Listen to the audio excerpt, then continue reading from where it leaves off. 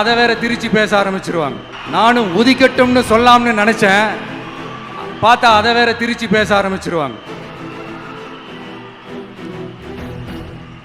திருநெல்வேலியில் நாங்குநேரியில் இப்போ ரீசெண்டாக ஒரே லைனில் சொல்லணும்னா நம்ம நண்பர் ஒருத்தர் ட்வீட் போட்டிருந்தாரு. அதையே சொல்கிறேன். ஸ்டாலின் தொடரட்டும், சட்டம் ஒழுங்கு சந்தி சிரிக்கட்டும். இதுதான் அந்த பிரச்சனைக்கு ஒரே லைன்.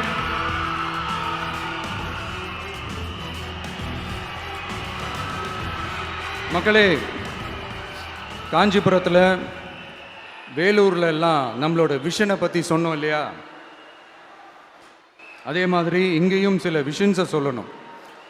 இது மற்றவங்க மாதிரி தேர்தல் வாக்குறுதின்னு சொல்லி ஏமாத்துறது கிடையாது. நம்மளை நம்புகிற மக்களுக்கு நம்பிக்கை தர்றது. நம்ம ஆட்சிக்கு வந்ததும் இதெல்லாம் செய்ய நடவடிக்கை எடுப்போம்னு சொல்கிறது. டெல்டா விவசாயிகள் சமீபத்தில் கூட உரத்தட்டுப்பாட்டை சந்திச்சிங்கல்ல. சில பேர் உரத்தை பதுக்கி வச்சு அதிக விலைக்கு விற்றதா நியூஸ்லாம் கூட வந்துச்சு. நம்ம டிவிக்கு ஆட்சி வந்ததும் உரத்தட்டுப்பாடு இல்லாமல் பார்த்துக்குவோம். 5 ஏக்கர் வரை நிலமுள்ள விவசாயிகள் வேளாண் கூட்டுறவு வங்கிகளில் வாங்கிய பயிர் கடன் முழுமையாக ரத்து செய்வதற்கும்,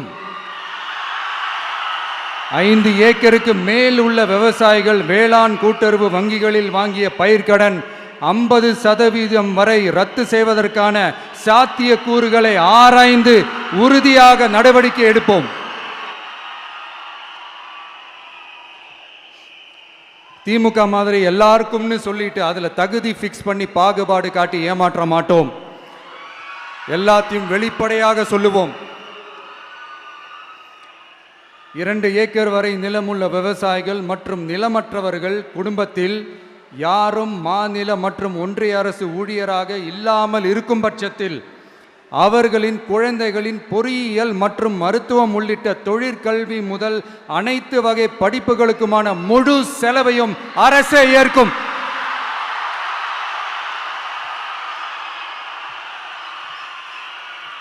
விவசாயிகளின் விருப்பத்திற்கு எதிராக எந்த திட்டமாக இருந்தாலும், ஒன்றிய அரசின் நெருக்கடியே இருந்தாலும் அந்த திட்டத்தை உங்களுடைய டிவிகே ஆட்சி முழுமையாக நிராகரிக்கும்.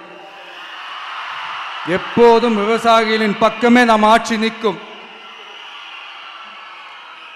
கொள்முதல் நிலையங்களில் முறையாக நெல் மூட்டைகள் பாதுகாக்கப்படும்.